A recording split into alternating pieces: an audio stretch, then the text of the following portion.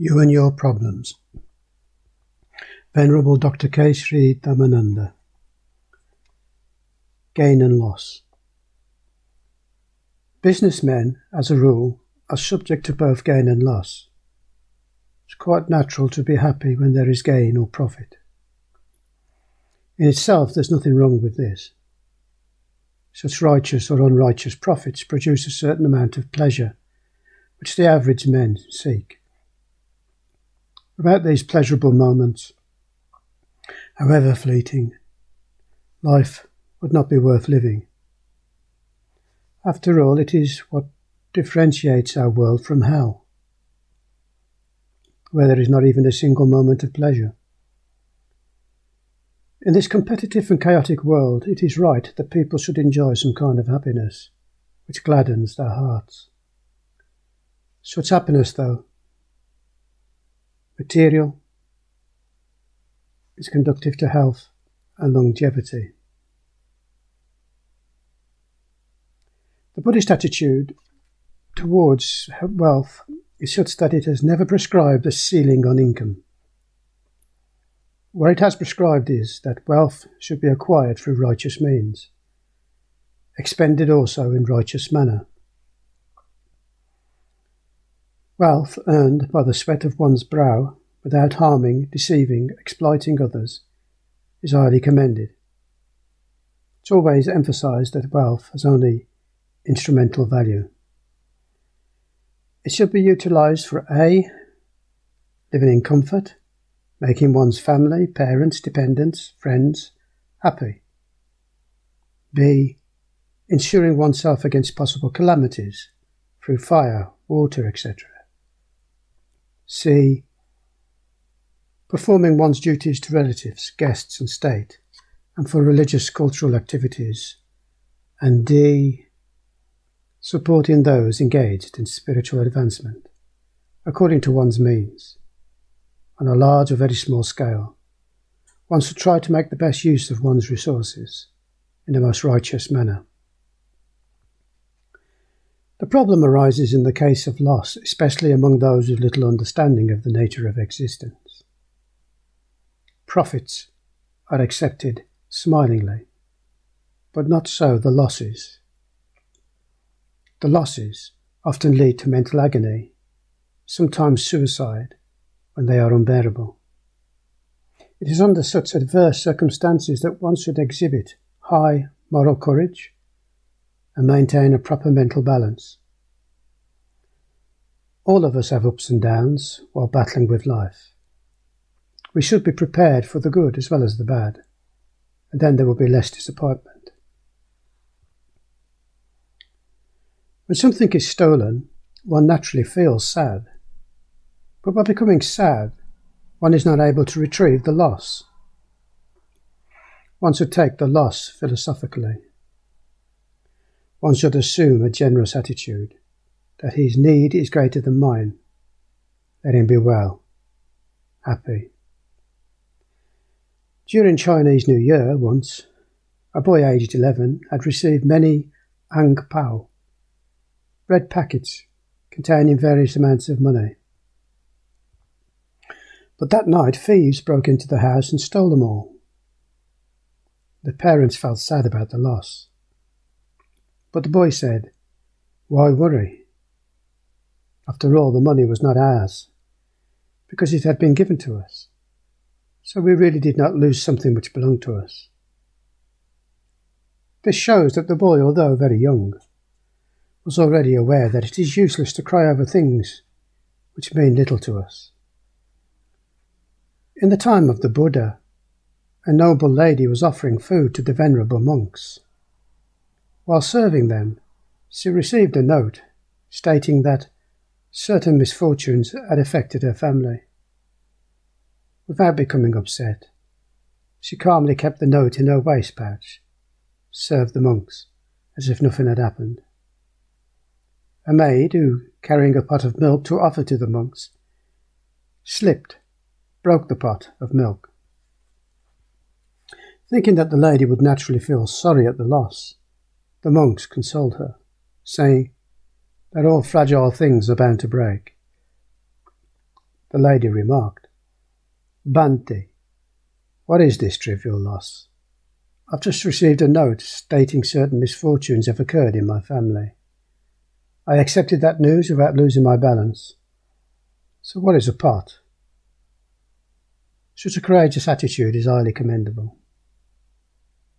Once, the Buddha went seeking alms in the village. Owing to the intervention of Mara, the evil one, the Buddha did not obtain any food. And when Mara questioned the Buddha, rather sarcastically, whether he was hungry or not, the Buddha solemnly explained the mental attitude of those who were free from impediments and replied, "Ah, happily do we live who have no impediments. Feeders of joy shall we be, even as the gods of the radiant realm." On another occasion, the Buddha and his disciples observed the rainy period in a village at the invitation of a Brahmin who, however, completely forgot his duty to attend the needs of the Buddha and the Sangha. Throughout a period of 3 months, although Venerable Moggallana volunteered to obtain food by his psychic powers, the Buddha, making no complaint, was contented with the fodder of horses offered by a horse dealer. One must try to bear losses cheerfully, with manly vigour. Unexpectedly, losses appear very often in groups, not singly. One must face them with equanimity, upekkha. Take it as an opportunity to cultivate that sublime virtue. Fame and ill fame. Fame and ill fame are another pair of inevitable worldly conditions that confront us in the course of our daily lives. Fame we welcome, ill fame we dislike. Fame gladdens our heart, ill fame disheartens us. We desire to become famous. We long to see our pictures in the papers. We're greatly pleased when our activities, however insignificant, are given publicity. Sometimes we seek undue publicity too. Many are anxious to see their picture in a magazine at any cost, to obtain an honour. Some are prepared to offer gratification or give substantial donation to those in power. For the sake of publicity, some exhibit their generosity, but they may be totally indifferent to the sufferings of the poor and the needy in the neighbourhood. These are human frailties. Most people have ulterior motives. Selfless persons who act disinterestedly are rare in this world. Most worldlings have something up their sleeve. Well, who is perfectly good? How many are perfectly pure in their motives? How many are absolutely altruistic? We need not hunt after fame. If we are worthy of fame, it will come to us unsought. The bee will be attracted to the flower, laden with honey. The flower need not invite the bee. True indeed. We feel naturally happy and are extremely happy when our fame is spread far and wide. But we must realize that fame, honour and glory are passing phases, and they will vanish. Avoid popularity if you would have peace. Abraham Lincoln. How about ill fame? It's not palatable either to the ear or mind. We are undoubtedly perturbed when unkind words of disrepute pierce our ears. The pain of mind is still greater when the so-called report is unjust, absolutely false. Normally, it takes years to erect a magnificent building. In a wink, with modern devastating weapons, it's easily demolished. Sometimes it takes years or a lifetime to build up a good reputation. In no time, the hard-earned good name can be ruined. Nobody is exempt from the devastating remark that begins with the ill-famed "but." Yes, he is very good. He does this and that. But. His whole record is blackened by the so-called but. You may live the life of a Buddha, but you still will not be exempt from criticisms, attacks, and insults. The Buddha was the most famous yet the most maligned teacher in his time. Great men are often known, and if they are known, they are misknown. Some antagonists of the Buddha spread a rumour that a woman used to spend the night in the monastery. Having failed to convince the public in this base attempt, they spread false news that the Buddha and his disciples murdered that very woman and hid her corpse in the rubbish heap of the withered flowers within the monastery. The conspirators later admitted that they were the culprits. When his historic mission met with success, and when many sought ordination under him, his adversaries maligned him, saying that he was robbing the mothers of their sons, depriving wives of their husbands. He was obstructing the progress of the nation. Failing in all these attempts to ruin his noble character, his own cousin Devadatta, a jealous disciple of his, attempted to kill him by hurling a rock from above, but was unsuccessful.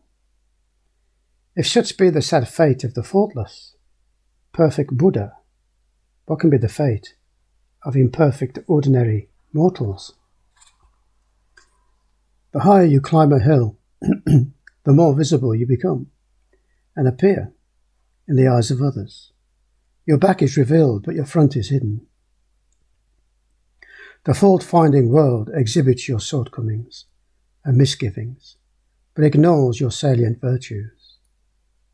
The winnowing fan thrashes the husks, but retains the grains. The strainer, on the contrary, retains the gross remnants, but drains out the sweet juice. The cultured take the subtle and remove the gross.